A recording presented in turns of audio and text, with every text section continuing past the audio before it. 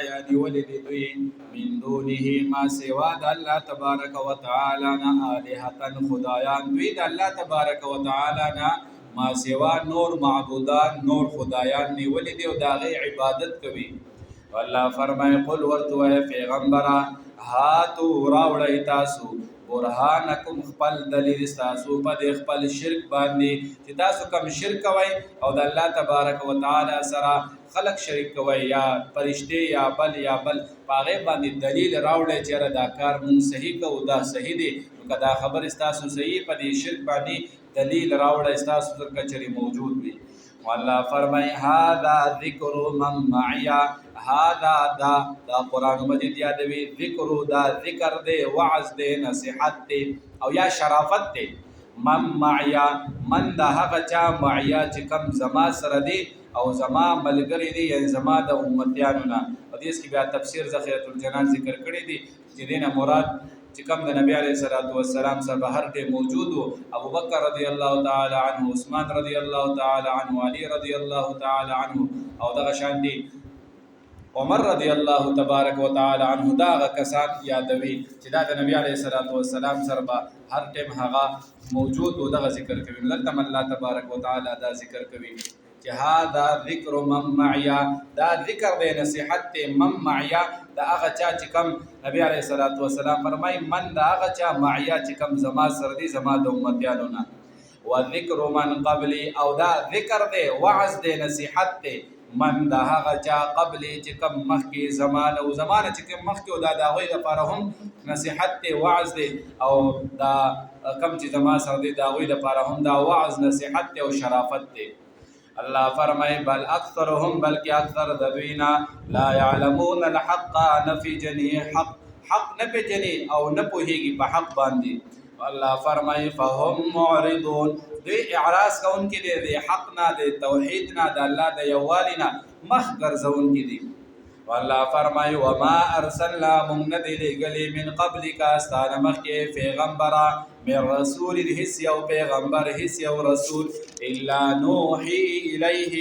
الله فرمای چې مونږ به وحی کوله الیه هغه طرف ته چې کوم یو پیغمبر مونږ را لېږلی الله فرمای مونږ به هغوی ته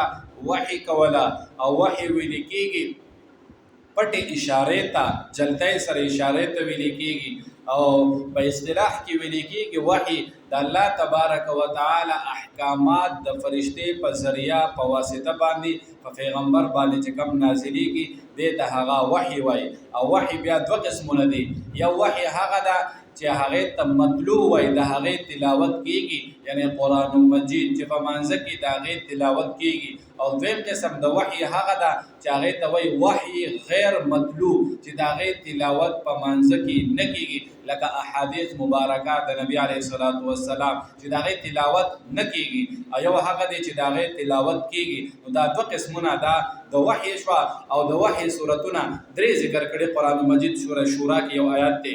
ما کان لرسول چې نشته دی یو شان د پیغمبر چې دوی د الله تبارک وتعالی سره براه راست خبرې وکړي داسې نشي کولی. یا خو د الله تبارک وتعالی د پردې نه وروسته خبره کوي پردې شاته لکه د موسی علیه السلام سره او یا د الله تبارک وتعالی ورته قاصد هغه را لېږي فرشته را لېږي رسول را لېږي الله تبارک وتعالی براه راست او نو الله تبارک وتعالی د طرفه ورته هغه فرشته راځي براه راست د الله تبارک وتعالی سره. هیڅ یو پیغمبر شان نشته چې روبرو د الله تبارک وتعالی سره مخامخ آمنے سامنے خبرې وکړي بلکې الله تبارک وتعالی یا د پردې نه شاته خبره وي او من وراء حجاب او یرسل رسولا او یا راولېږي رسول یعنی فرشته او فیوحي باذن د الله تبارک وتعالی په ذریعه ورته هغه وحی کېږي د الله په اجازت سره. دلته الله فرمایي څومره پیغمبران مونږ را لېږلي دي هغو ټولو ته مونږه وحی کړې ده چې دا خبره دا وحی مونږ ته کړې چې انه لا اله الا انا انه شان دا دی چې لا اله نشته دی هغه موجود د الله تبارک وتعالی نه ما سوا بل یو خدای موجود نه دی الا انا مگر الله فرمایي چې زه یمه فاعبدون او زما عبادت وکئ زما بندگی کوئ د بندګۍ بل حقدار بل څوک نشته دی بلکې زه یمه او زما د هغه بندگی کوئ او فاعبدون زما ما وحده لا شریک وګڼئ ما سره شریک هغه مه جوړوئ. والله فرمای وقالوا اتخذ الله او ويدوي دا کفار مکی والا اتخذ الله چې ولد الله تبارک وتعالى ولدن هغه ولد ځان د پر الله اولاد دی ولد والله فرمای سبحانه پیغمبر دی خلکو ته په جواب کې وایي چې الله تبارک وتعالى د دې ولدنا د اولادنا پاک دی منزه دی صفا ستر دی الله سره څوک شریک نشتا او نه الله ځان د پر ادنا شریک نه ولد او نه اولاد الله تبارک وتعالى نه دی نیولې بل عباد بلکې دا خو بندگان دي مکرمون هغه عزت ورکړي شي معزز دي مقرب دي د الله تبارک وتعالى فنس باندې او دا دوی دا خو بندگان دي یعنی عیسایان عیسی علیه السلام چې دا د الله زوی دی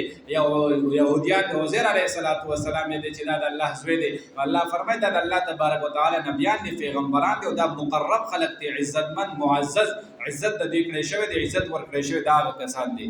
الله فرمایي لا يسبقونه وړاندېوالی نشي کولی مخکېوالی نشي کولی دا وینا د بالقول د الله تبارک وتعالى نه په وینا کې یعنی څوک د الله تبارک وتعالى د وینا نه او د سبقت مخکې نشي کولی وهم او دوی بامره امر او په حکم د الله تبارک وتعالى سره يعملون دوی عمل کوي یعنی د الله تبارک وتعالى په حکم باندې دوی عمل کوي دوی مخکې څه نشي کولی د الله تبارک وتعالى طرف کوم وحي کې کوم اډر ملاوي کې دغه مطابق عمل کوي او متهم دغه تعلیم ورکوي يعلم ما بين ايديهم يعلم دغ الله تبارک وتعالى پوهیږي خبردار دی ما فحق سبا دی بين ايديهم چې کوم نوړاندې دي د دوی نه وما خلفهم او هغه چې هغه رست دي د دینا ولا يشفعون او الله فرمای دوی شفاعت نشي کوله دوی شفاعت نشي کوله مگر کوي با خدا هغه چا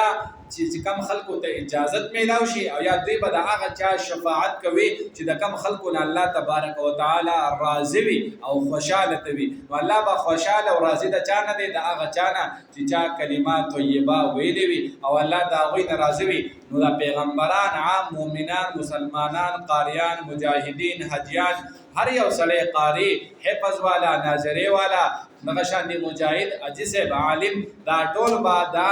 الله تبارک وتعالى د طرف نه اجازت میلاوي او دوی په خپل ملګرو د لپاره مسلمانان د لپاره شفاعت کوي د کافر د لپاره شفاعت نشي کولی والله فرمای ولا يشفعون او دی شفاعت نشي کولی الا مگر من لمن ده هغه چا د لپاره ایر تقوا چې راضي وي دا غوین الله تبارک وتعالى نو الله د چا نه راضي دی دا هغه چا چې چا کلمه ویلي دا د شریعت مطابق ژوند تیروي د نبی عليه السلام په طریقه باندې ژوند تیروي د شریعت مطابق وي هغه خلکو نوا الله تبارک وتعالى راضي وي والله فرمای وهم او دوی من خشیته د وجه د الله تبارک وتعالى د يرینا مشفقون دوی ير کون کې دي د الله تبارک وتعالى نه او یا دوی د عظمت او د لوی د الله تبارک وتعالى د وجه نه دي ير کون کې دي دغه او چې کله ته اجازه میلاو شي بیا به الله تبارک وتعالى وړاندې هغه دوی شفاعت کوي د خلقو د فاره